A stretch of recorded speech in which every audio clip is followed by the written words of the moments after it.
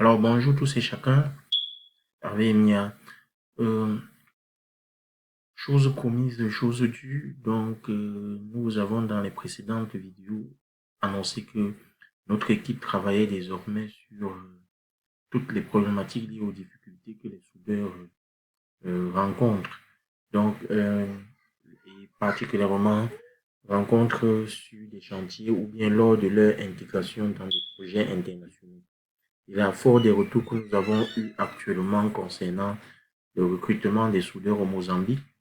La principale difficulté a été la mise en route et le réglage des paramètres pour des postes de dernière génération. La vérité étant que la majorité des investisseurs et des patrons qui sont sur dans les environnements africains ont donc à marché ou bien charge pas de marché et réduite n'investissent plus beaucoup dans la technologie.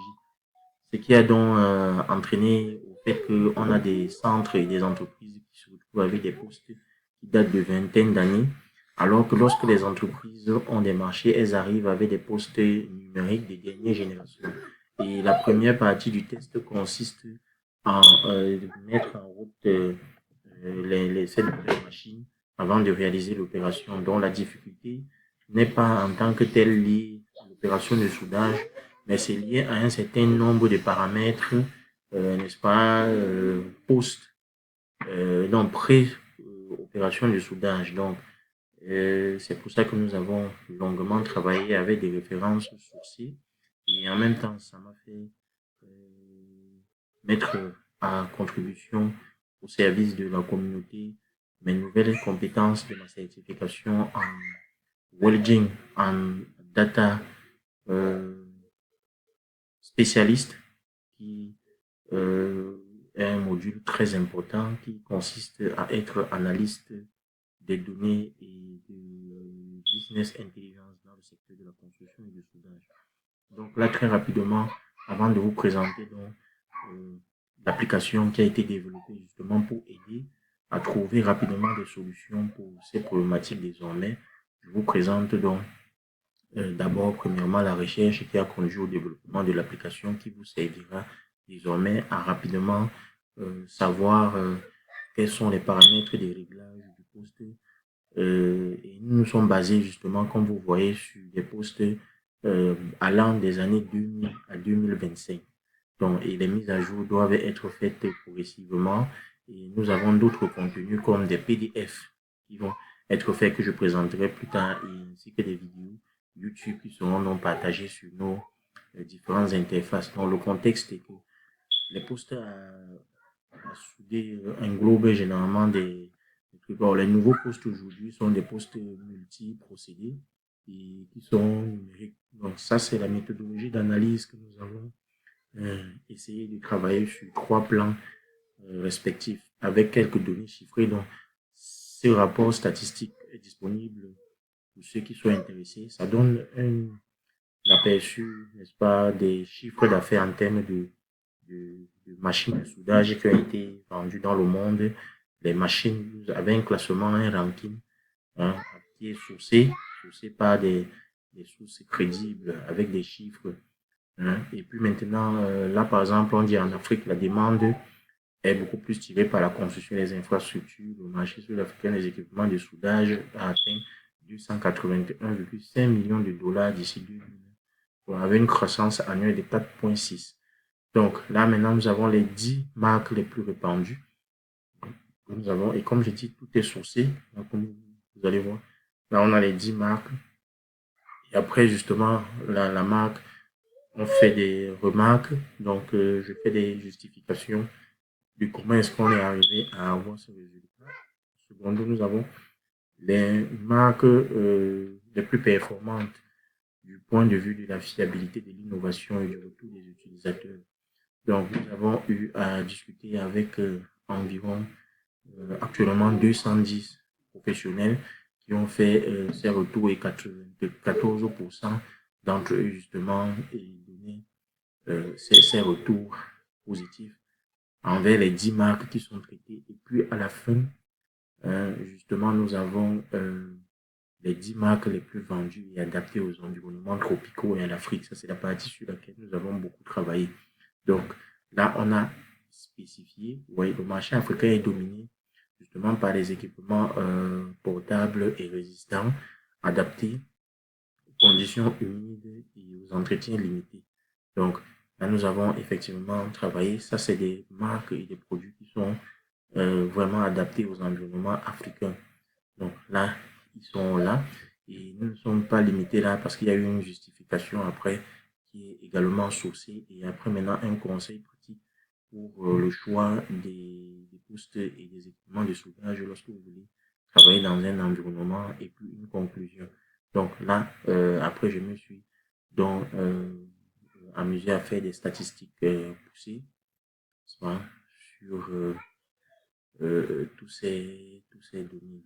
Donc, très rapidement, je vais donc passer à l'application qui a été développée, qui sera donc sur les sites disponibles pour les soudeurs suite à ce travail. Donc, là, je vous le disais tantôt, me servant de mes compétences en data analysis, donc, pour le welding engineering. Donc, voilà donc prochainement l'application qui est justement un guide de formation rapide pour la sélection et la compréhension de tout ce qui est équipement de soudage. Donc là, je reviens d'abord à zéro. Donc, il va servir justement, et je l'ai configuré pour qu'il soit en anglais et en français, mais je vais présenter d'abord dans cette vidéo la partie française. Donc là, il est conçu pourquoi pour les chantiers et pour donner une formation rapide et une compréhension du fonctionnement et de la mise en route des postes.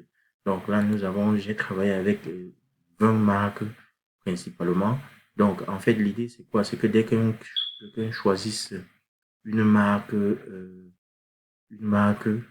parmi celles proposées, n'est-ce pas? Que voilà, hop, là vous voyez, on a la possibilité d'avoir toute la série. Donc, il peut choisir, par exemple, là, je m'en vais sur ESAP. Et là, ça va lui donner le modèle le plus récent et le procédé, en fait, de soudage, puisque c'est des multi-procédés. Donc, là, du coup, là, on a les informations, les conseils généraux sur l'équipement, le procédé, en fait, qui est capable d'être fait, son indice de protection, c'est pour dire lequel il est adapté. Et là, nous avons en fait un guide de démarrage rapide, des réglages nécessaires à faire. Et dans la partie setup, justement, vous avez un réglage en fonction des paramètres. Cet aspect-ci permet pour des professionnels de pouvoir gérer la production et de dire si c'est l'homme ou bien la machine qui a un problème de production. Et ainsi que des conseils. Donc, là, l'outil est prévu justement pour pouvoir faire. Dans la partie média, c'est dans le next step. Vous voyez donc, on aura des PDF qui doivent être générés, qui vont, n'est-ce pas, pour chaque marque. Par exemple, là, si désormais je vais dans la marque Lincoln, par exemple, là j'ai Lincoln, je choisis mon procédé, c'est le procédé Tigre, voilà, et c'est pareil. Donc, la partie média, donc, ici, ça sera un PDF qui sera téléchargeable, et là, c'est une vidéo que les membres de Afro Welding Skills vont générer pour qu'elle soit, n'est-ce pas, partagée sur nos réseaux et nos chaînes YouTube, afin d'aider la communauté à pouvoir rapidement se former là-dessus. Là, je vous présente une autre interface où c'est un peu plus facile à visualiser. C'est une deuxième interface aussi que j'ai développée, justement là, qui est plutôt maintenant disposée comme ça, où j'ai intégré une autre langue qui est le Swahili. Donc ici, il suffit de choisir par exemple sa langue, anglais, français, de choisir la marque. Par exemple, là, on va prendre de Lincoln. Et une fois qu'on a choisi la marque, on sélectionne justement la machine. Et là, donc, vous voyez, là, ça sort. Donc là, c'est les contenus que nous allons travailler. Donc là, il y aura un PDF qui doit être rapidement téléchargeable qui présentera le mode opératoire, le mode et là, une vidéo de comment mettre en marche. Donc rapidement, je vous montre un peu comment ça sera, le déroulement du contenu que l'un de nos International Welding Instructor qui est engagé dans la partie Train the Trainer a justement produit en démo. Donc là, nous avons entre autres notre instructeur qui est le représentant Lincoln partout en Afrique, donc qui est en train de faire. Donc ça, c'est désormais les contenus. Voilà.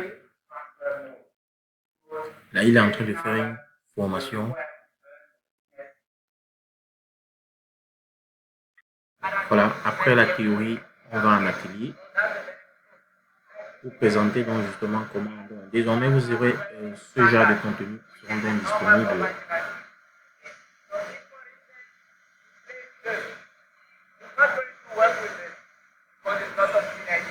Voilà.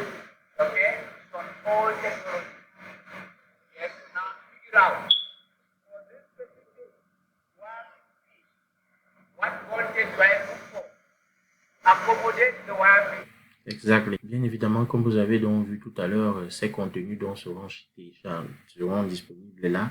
Et là, ça sera un contenu PDF qui sera donc, et le truc va évoluer. Donc, comme nous avons dit, nous avons travaillé sur des marques pour toutes les machines, mais allant de 2020 à 2025. Et l'autre chose aussi, c'est que l'application est disponible aussi sur ordinateur et en mobile. Donc voilà la version mobile. N'est-ce pas? Vous pouvez venir, vous choisissez la marque du poster là, le poster en question, et là vous aurez du coup les informations qui vous sont. Bien, donc là, d'ici là, je vous remercie et puis nous restons ouverts à vos commentaires, des questions pour pouvoir continuer de développer l'outil qui sera désormais disponible et via nos plateformes, nos réseaux sociaux, nous restons ouverts à collecter les problématiques pour lesquelles que vous soyez inspecteur, contrôleur, soudeur africain, si vous avez des problématiques sur lesquelles vous souhaiterez que nous travaillons et développons des applications comme ça, vous pouvez nous rejoindre sur nos plateformes LinkedIn, YouTube, TikTok et Facebook. Je vous remercie.